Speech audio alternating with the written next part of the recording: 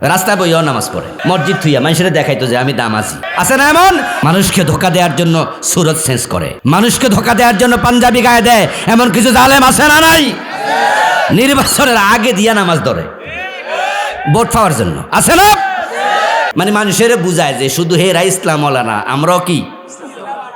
আপনি শুধুমাত্র মানুষকে ধোকা দেওয়ার জন্য দাঁড়িয়ে রেখেছেন, মানুষকে বিশ্বাস আনার জন্য টুপি মাথায় দিয়েছেন। আমরা সাময়িক টুপি মাথায় দেই না, আমরা সাময়িক নামাজ পড়ি না। এই টুপি আমাদের সব সময়, এই দাঁড়িয়ে আমাদের সব সময়, ইসলাম আমাদের সব সময়। আমরা সিজনাল মুসলিম না, আমরা 24 ঘন্টা মুসলিম, 12 মাস মুসলিম, আমরা পুরা জীবন মুসলিম। ইন্নানি মিনাল মুসলিম, পরিচয় যে আমরা মুসলিম, আমাদের ধর্ম ইসলাম। এই জন্য আমরা রাষ্ট্রে ইসলাম কায়েম করতে চাই।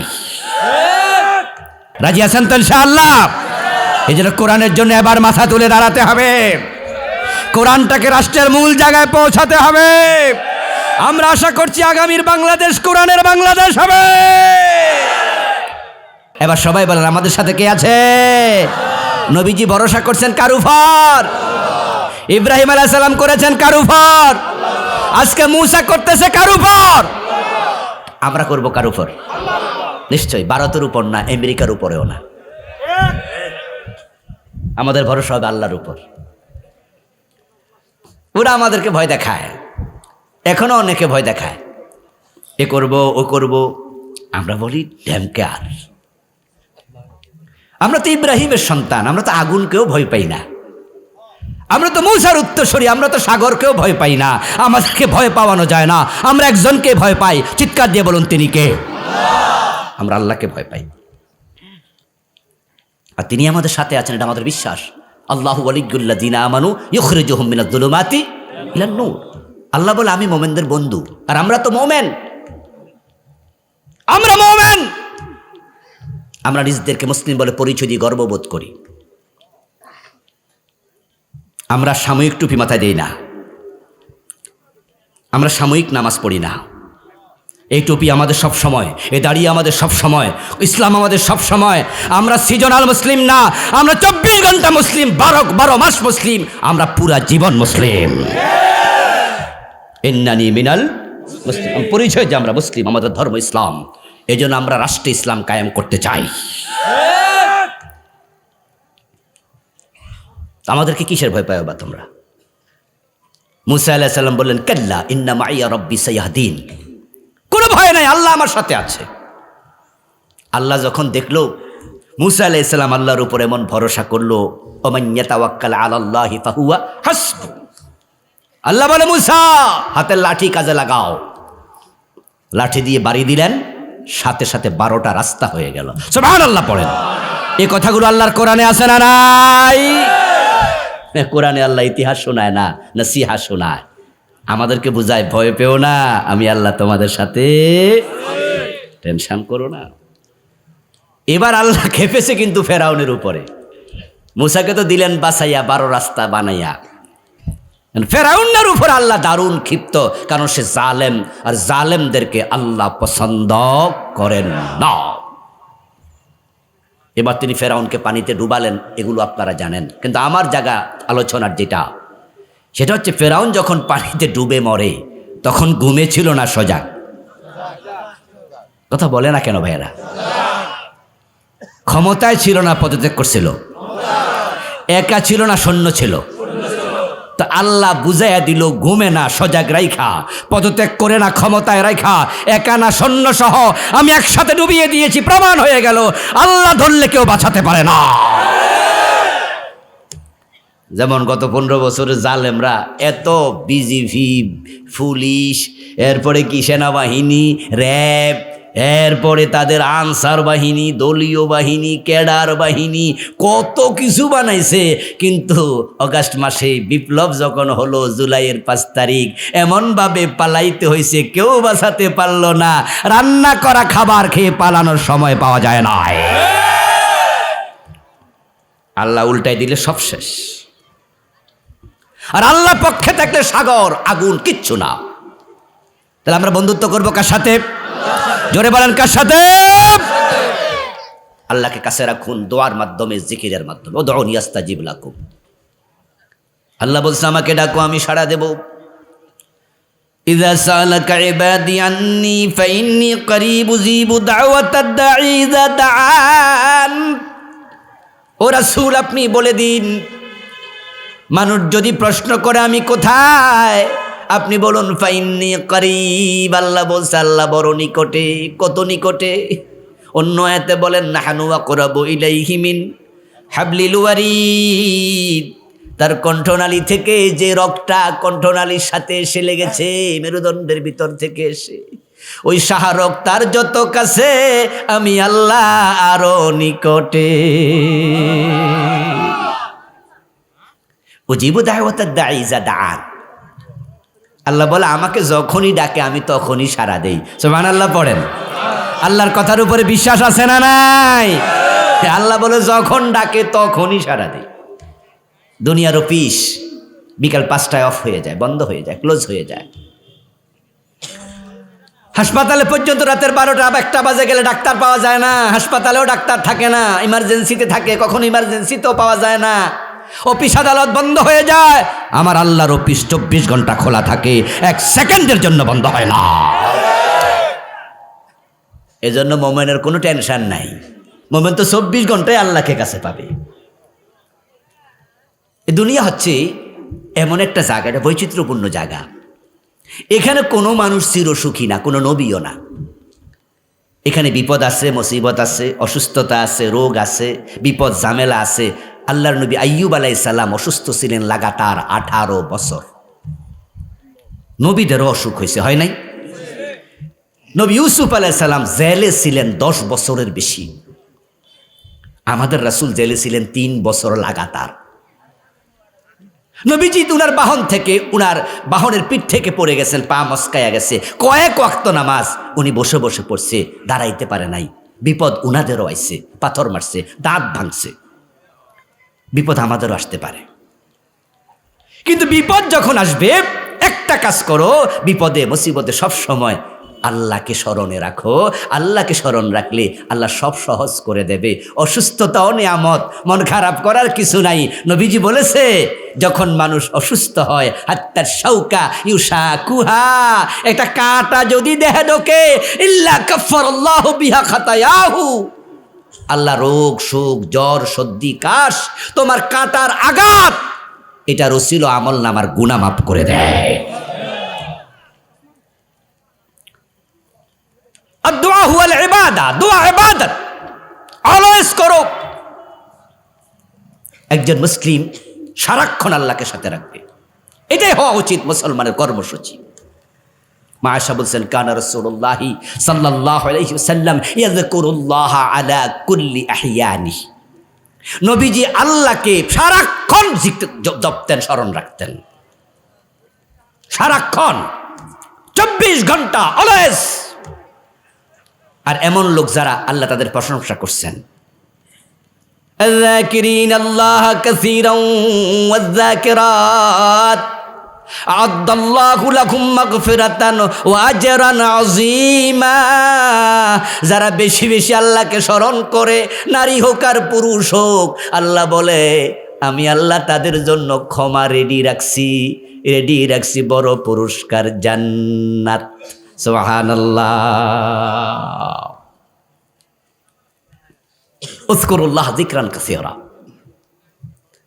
الذين يذكرون الله قياما وقعودا وعلى جنوبهم। আল্লাহ মোমেনদের প্রশংসা করছে, চারিত্রিক বৈশিষ্ট্য বলছে। মোমেনরা দাঁড়ায়ও আল্লাহর জিকির করে, শুয়েও আল্লাহর জিকির করে, তারা বসেও আল্লাহর জিকির করে। এর মানে সার্বক্ষণিক জিকির, এটা মোমেনের জীবনের কর্মসূচি। তাহলে আপনি যখন 6 ঘন্টা ঘুমাবেন, ওই 6 ঘন্টার খবর কি? তখন তো ঘুমে। তো দাঁড়াইয়া জিকির, বসে জিকির, শুইয়া জিকির। তো শুইয়া ঘুমাইয়া গেলে তখন কেমনে জিকির? নিশ্চয়ই তখনও জিকিরের নিয়ম আছে। আমার রাসূল কি ঘুমাতেন না? আচ্ছা, নবীজি কি টয়লেটে যেতেন না? টয়লেটে যে 5 মিনিট থাকবেন, ওই 5 মিনিট কি সুবহানাল্লাহ কোয়া যাইব? কোরআন তেলাওয়াত করা যাবে? তাহলে ওই 5 মিনিট কেমনে জিকির করবেন? মাশাআল্লাহ, একজন উত্তর অলরেডি দিয়ে দিছে। হ্যাঁ, ইসলাম তো সহজ। যদি আপনি দোয়া পড়ে টয়লেটে ঢোকেন, বাম পা দিয়ে ঢোকেন, দোয়াটা পড়ে বের হন, ডান পা দিয়ে বের হন, 10 মিনিট জিকিরের অন্তর্ভুক্ত হয়ে যাবে। আপনি ঘুমাবেন 6 ঘন্টা, 5 ঘন্টা, 7 ঘন্টা।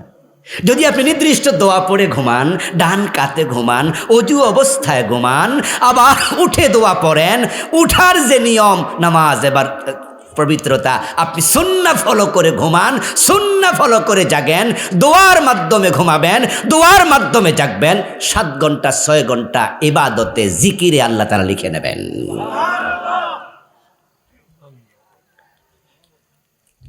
এজন্য মুমিনের জীবনের একটা কাজ নাই যেটা আল্লাহর নাম ছাড়া শুরু হবে, প্রতিটা কাজে আল্লাহর নাম হবে। তাই তো জিকির হয়ে গেল। আপনি টয়লেটে ঢুকতে দোয়া পড়েন, আল্লাহুম্মা ইন্নী আউযু বিকা মিনাল খুবুসি ওয়াল খাবাইস।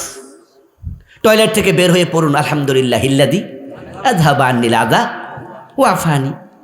খাওয়ার সময় আপনি বলুন বিসমিল্লাহি আলা বারাকাতিল্লাহ। খেয়ে আলহামদুলিল্লাহিল্লাযী আত'আমানি ও সাকানি। আরও দোয়া আছে তো, আরও দোয়া আছে। দোয়া নিয়ে আমি এই বইটা লিখেছি। এটা গত নভেম্বরের 30 তারিখে আসছে, মানে 1 সপ্তাহ 10-15 দিন আগে। 400 দোয়া লিখেছি এতে, 400-র মতো দোয়া জিকির, শুধু কোরআন হাদিস থেকে। কিছু কিছু দোয়া পড়ে এত ভালো লাগে যে আমার রাসূল কি চমৎকার দোয়া শিখিয়েছেন। দোস্ত, আজকে যে আমরা ঘর থেকে বের হয়েছি, ঘর থেকে বের হওয়ার দোয়া নাই, ঘরে ঢুকার দোয়া নাই। কিন্তু দুঃখের কথা কি জানেন, মুসলমানের অসংখ্য সন্তান আছে, তারা কালেমাটাও জানে না, দোয়া জিকির দূরের কথা। কয়দিন আগে ভিডিও দেখলাম, এক সাংবাদিক সাক্ষাৎকার নিচ্ছে, মুরব্বী একজনের জিজ্ঞাসা করতেছে, এ মুরব্বী, আমাদের নবীর নাম কি? আমাদের নবীর নাম জানেন? কয় জানি। কি নাম? কয় নবী সাহেব। আমি আশ্চর্য হলাম। নবীর নাম জানেন? মোহাম্মদ কইতে বললে তাও ভালো লাগতো, কারণ মোহাম্মদ কয়ে সাহেব কইছে, অসুবিধা নেই। আমি যে ভিডিওটা শুনছি, মুরব্বী বলতেছে, হ্যাঁ নবীর নাম জানি। কি নাম? কয় নবী সাহেব। আমি এমন মুসলমান পেয়েছি একামত জানে, নামাজের একামত জানে না। এই গত সপ্তাহের আগের সপ্তাহ পেয়েছি। উত্তরবঙ্গে গিয়েছিলাম, 3 দিনের সফর একসাথে ছিল, যার কারণে ড্রাইভার নেইনি, গাড়ি নেইনি। বিমানে গেলাম সৈয়দপুর, ওখান থেকে একটা গাড়ি নিলাম 3 দিন। ড্রাইভারকে সাথে নিয়ে নামাজে দাঁড়িয়ে বললাম, একামত দাও। হুজুর একামত জানি না। বয়স হবে 25, একামত জানে না, কালেমা জানে না, এমন লোক আছে। ওয়ান্ডারফুল মুসলমান। দোয়া, খাওয়ার সময় তুমি দোয়া জানো না, খাওয়ার পরও দোয়া পড়ো না, ঘুমানোর সময় দোয়া পড়ো না, ঘুম থেকে ওঠেও পড়ো না, তো গরুও ঘুমায়, ছাগলও ঘুমায়, গরুও খায়, ছাগলেও খায়, তারা কেউ আলহামদুলিল্লাহ বিসমিল্লাহ বলে খায়ও না, তুমিও করো না। গরু আর ছাগলের মাঝে তোমার কোনো পার্থক্য কোথায়? এই জন্য নবীজির দোয়াগুলো শিখতে হবে, দোয়াগুলো পড়তে হবে। আপনার একটা দোয়াই আপনার পুরাটা সময়কে ইবাদতের অধীনে নিয়ে আসবে। সুবহানাল্লাহ পড়েন। এই যে আল্লাহুম্মা বিসমিকা আমুতু, পবিত্র অবস্থায় ডান কাতে ঘুমিয়ে যান, দোয়া পড়েন। এই 6 ঘন্টা জিকির ইবাদত, 6টা ঘন্টা টানা, 6 ঘন্টা ঘুমাইছেন, 6 ঘন্টা ইবাদত। আরে বুদ্ধি থাকলে তো হয়। শক্তিশালী মুসলিম দুর্বল মুসলিমের চেয়ে আল্লাহর কাছে প্রিয়। বুদ্ধিমান মুসলিম ব্যাককল মুসলিমের চেয়ে আল্লাহর কাছে প্রিয়। বুদ্ধি করে কাজ করতে হয়। কিন্তু দোয়া আমরা কখন করলাম, দোয়া আমরা কখন পড়লাম অনেকেই তো জানি না। অনেক দোয়া, এই যে বাচ্চা জন্ম দিচ্ছেন, অভিযোগ হুজুরের কাছে, হুজুর বাচ্চা কথা শোনে না, হুজুর উল্টা পাল্টা চলে। আরে ভাই, বাচ্চা বাবার গায়ে হাত তোলে, ছেলে মাকে মারে, এমন কিছু জালেম আছে না? নিজের মায়ের গায়ে হাত তোলে। হ্যাঁ, দোষটা আপনি সন্তানকে দিচ্ছেন, কিন্তু আমি যদি একটু পিছনে যাই, আমি একটু পিছনে গিয়ে যদি বলি যে আপনি যখন বাচ্চারা জন্ম দিচ্ছেন, যেদিন বিয়ে করছিলেন, বউয়ের বিছনায় গেছেন, তখন কি আল্লাহুম্মা জান্নিবনা শায়তান ও জান্নিবি শায়তানা মিম্মা রাযাকতানা, এই দোয়া পড়ে কি বউয়ের কাছে গেছিলেন? অনেক স্বামী বলবে, হুজুর এই দোয়া তো জানি না। তো তোমার বাচ্চা ভালো হবে কেমনে? ইন্নাহু লাকুম আদুব্বুম মুবিন, শয়তান তো দুশমন। একদিন নবীজি সাহাবীদেরকে জিজ্ঞাসা করছে, আমার সাহাবারা, হ্যাঁ তোমরা কি জানো মানব শিশু পৃথিবীতে এসে কাঁদে কেন? আচ্ছা, আমরা যে গরুর বাচ্চা, আমাদের বাড়িতে গাই গরু বাচ্চা দেয় না, যখন আমরা টাইনা বাহির করি মহিলা গাই গরুর পেট থেকে, তখন কি বের হয়ে আম্বা আম্বাকে চিৎকার দেয় নাকি? কিন্তু মানুষের বাচ্চা চিৎকার দেখেন, কারণ মানুষের বাচ্চা দেখবেন মায়ের পেট থেকে আই ও কইরা এলাকা একবারে তুলে হে বুঝাইতেছে আমি আইছি। কেন এত চিৎকার? নবীজি জিজ্ঞাসা করছে, তোমরা কি জানো? সাহাবারা বলি, ইয়া রাসূলুল্লাহ, চিৎকার দেয় এটা তো দেখি, কিন্তু চিৎকারটা কেন যে দেয় এটা তো জানি না। আমার রাসূল বলেন, মিন নাজগাতি শায়তান, শয়তান তারে খোঁচা মারে। কে খোঁচা মারে? রাসূল বলেন যে প্রত্যেকটা বনি আদমের সাথে আল্লাহ একটা শয়তান দিছে। আমি নবী মুহাম্মদ, আমার সাথে একটা শয়তান আছে। তবে ফাইন্নাহু আসলামা বি, আমার শয়তান যেটা সাথে আছে এটা আমার কাছে মুসলমান হয়ে গেছে। হে আমার কথা শোনে, আমার উল্টা শুনাইতে চায় না। কিন্তু প্রত্যেক মানুষের সাথে একটা আছে, যে শয়তানটা তোমার জন্য আল্লাহ দিয়েছে বানাইয়াম, দুনিয়া আসার সাথে সাথে সে তোমাকে জোরে একটা গুতা মেরে বলে, তুই আসছর দুশ্মন, আমিও আছি। ওই ছোট্ট মানুষটা শয়তানের গুতায় ব্যথা পেয়ে চিৎকার দিতে শুরু করে। এই চিৎকারের মাঝেও কল্যাণ আছে। আল্লাহু আকবার কবীরা, আল্লাহু আকবার কবীরা। এই চিৎকারের মাধ্যমে তার দেহের অনেকগুলা কোষ নাকি উন্মোচিত হয়। যদি মায়ের পেট থেকে এসে কোনো বাচ্চা চিৎকার না দেয়, ডাক্তাররা টেনশনে পড়ে যায় যে এটা প্রতিবন্ধী হবে, প্রতিবন্ধী হতে পারে। এই জন্য ডাক্তাররা হের ফিডে পাটায় ফাঁসায় থাপড়াইয়া কান্দায়। এমন ভিডিও দেখবেন যে ঠ্যাং তোলা দিয়ে থাপড়াইতেছে। কান বেড়া, কান্দস না কেন? কানলে কয়ে এবার ঠিক আছে। ফেরদুল হাকিম লা ইয়াখলু আনিল হেকমা, আল্লাহ মহাবিজ্ঞানী, উনার প্রতিটা কাজে হেকমত আছে না না। এখন শয়তান যে বড় দুশ্মন, আপনার সাথে শয়তান আছে, আপনার বউর সাথে আছে না? তো যখন আপনারা স্বামী স্ত্রী কাছাকাছি গেলেন, তখন আপনারা শয়তান থেকে কেন আশ্রয় চাইলেন না? আপনি কেন বললেন না, আল্লাহ আমার যে সন্তান তুমি দিবা, শয়তান থেকে আমাদের বাঁচাও, ওয়াজ্জান্নিবিশ শায়তানা মিম্মা রাযাকতানা, আমাদের সন্তান তাকেও শয়তান থেকে বাঁচাও। আল্লাহর হাতে কেন সুপর্দ করলা না? প্রিয় ভাইয়েরা আমার, জিকির এবং দোয়া এটা জীবনের সঙ্গী হোক আমাদের। এখন জিকির দুই প্রকার, জিক্রে লিসানি, জিক্রে আমলি। বলে ফেলেছি কিছুক্ষণ আগে, আপনি যদি দোয়া পড়ে ঘুমান, এ মুখের দোয়াটাই আপনার পরবর্তী আমলের জিকির হয়ে যায়। আপনি ব্যবসা করতে গেলেন, দোকানের মাঝে বসলেন, বিসমিল্লাহ বলে ব্যবসা প্রতিষ্ঠানে ব্যবসা শুরু করেন।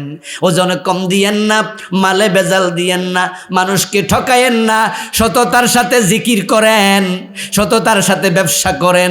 আপনার ব্যবসায় 10 ঘন্টা 8 ঘন্টা ইবাদতের অংশ হয়ে যাবে।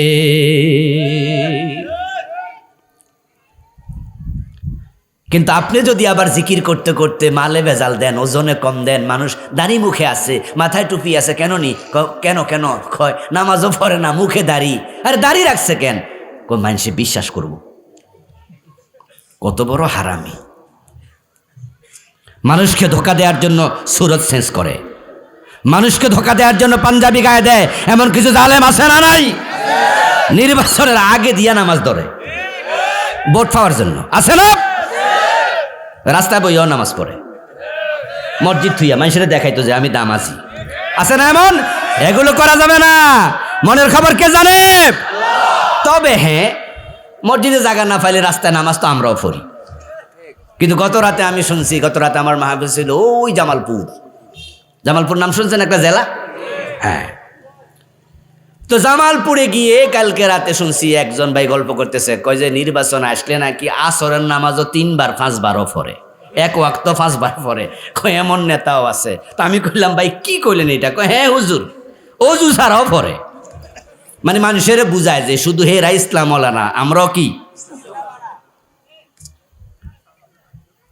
আপনি শুধুমাত্র মানুষকে ধোকা দেওয়ার জন্য দাঁড়িয়ে রেখেছেন, মানুষকে বিশ্বাস আনার জন্য টুপি মাথায় দিয়েছেন। এগুলো ইবাদত হবে না। যদি সুন্নাহ নিয়তে আপনি ব্যবসা করেন, ব্যবসা ইবাদত। সুন্নাহ মতো কৃষি কাজ করলে এটাও ইবাদত, ঠিক কি না? এটাও জিকির।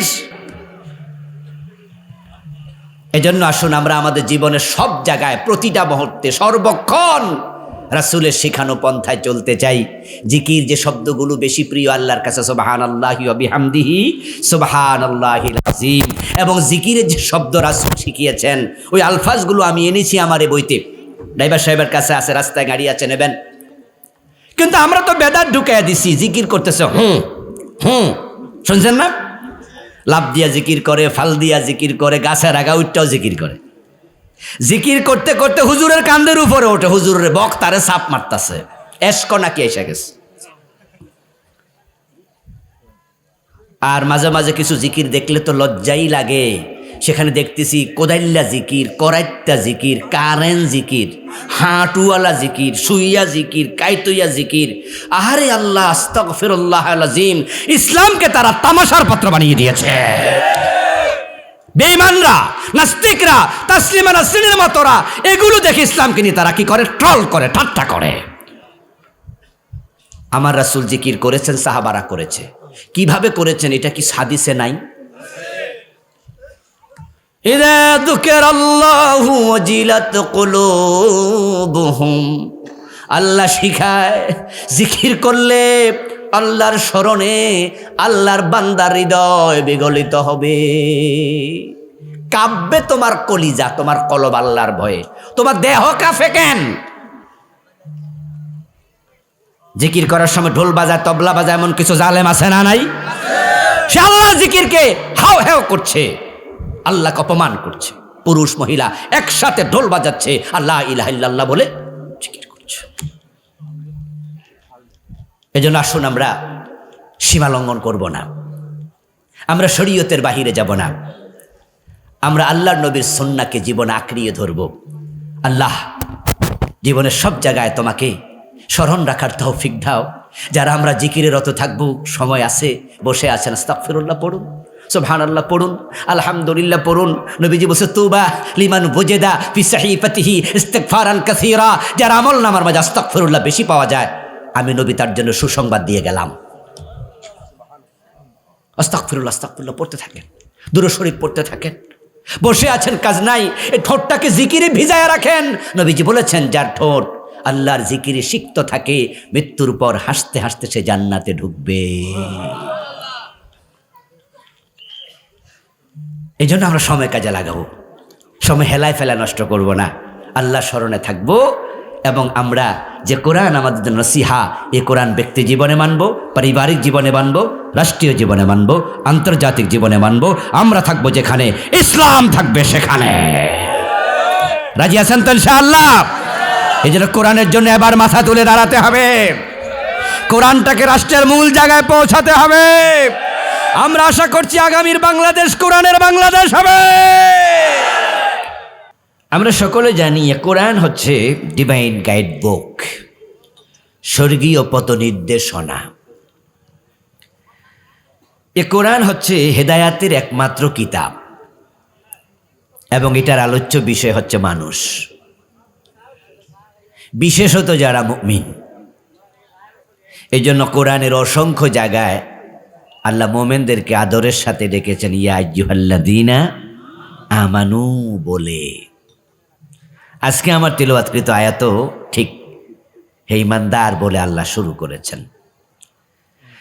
যেহেতু তিনি এটা মোমেনদের জন্য, বিশ্ব মানবতার জন্য নাজিল করেছেন, ডেকে তিনি কিছু নসিহা করেন।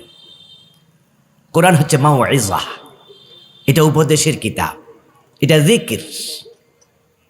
যাদের কলব আছে এটা তাদের জন্য উপদেশ বাণী, আর যাদের কলব নাই, মরে গেছে, অথবা কলব আছে তবে গরু ছাগলের কলবের মতো, লাহুম কুলুবুন লা ইয়াফকাহুনা বিহা উলাইকা কাল আনআম। আমরা যে মুরগি জবাই করে খাই, মুরগির কি গিলা কলিজা আছে না? এই গিলাডারে কলব কয়, এটা কলিজার সাথে থাকে আর কি। এটা হচ্ছে মানুষের দেহের সবচেয়ে দামি অংশ। এটা এমন একটি মাংসের টুকরা, এটা যখন ভালো থাকে ওই মানুষটাই ভালো হয়, আর এটা যার নষ্ট হয় ওই মানুষটাই কি হয়ে যায়? নষ্ট হয়ে যায়। গত পরশুদিন আপনারা শুনেছেন যে ঢাকার মোহাম্মদপুর এলাকায় কাজের মহিলা, গৃহের মালিক নি এবং তার মেয়ে দুজনকে একা আজকে অ্যারেস্ট হয়েছে। শুনেছেন আপনারা?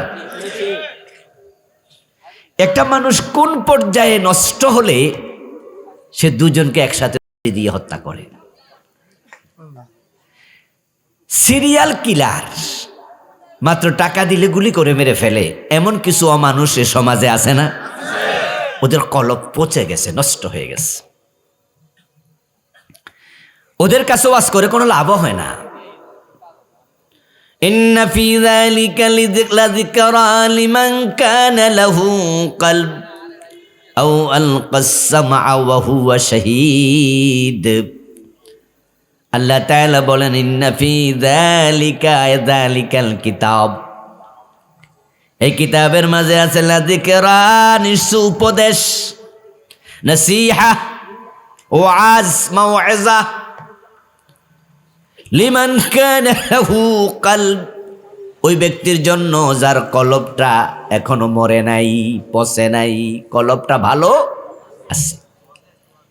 আমি আশাবাদী, আমরা যারা মাহফিলে চলে আসছি, কাউকে জোর করে ধরে আনা হয় নাই, আমরা স্বেচ্ছায় আসছি। এটাই প্রমাণ করে আমাদের কলব এখনো ভালো। আলহামদুলিল্লাহ, এটা সৌভাগ্য আমাদের যে আমরা কোরআনের সাথে লেগে আছি। কোরআন পড়ে আমরা মজা পাই, আনন্দ পাই। কোরআন শুনে আমরা আনন্দ পাই। কোরআন শোনাতে পারলে আমরা আনন্দ পাই। কোরআনের সমাজ ঘটতে চাই, এই স্লোগান দিয়ে আমরা আনন্দ পাই, ঠিক কিনা? কোরআন পড়ুন, কোরআন বুঝুন, আল কোরআনের সমাজ গড়ুন। যে মানুষগুলোর অন্তর পৌঁছে গেছে তারা কোরআনের কাছে এতটা ঘনিষ্ঠ হয়ে আসতে পারে না। তো কোরআন যেহেতু নসিহাতের কিতাব, তো ডেফিনেটলি আল্লাহ এখানে আমাদেরকে কিছু নসিহা করবেন, তাই তিনি ইমানদার বলে ডেকেছেন।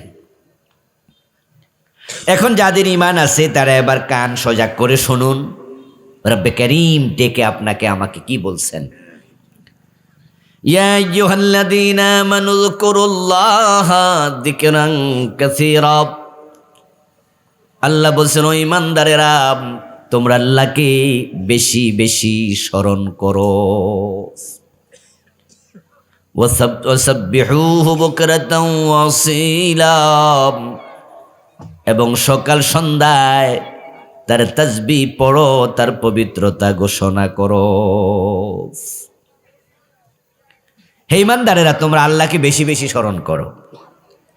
একজন সত্তা, একজন মহান ব্যক্তিত্ব, যাকে আমরা সবচেয়ে আপন ভাবব, সবচেয়ে বেশি স্মরণ করব, সবচেয়ে কাছে টানব, তার কাছে যাওয়ার জন্য চেষ্টা করব, তিনি হচ্ছেন আল্লাহ। তিনি আমাদের সবচেয়ে আপন।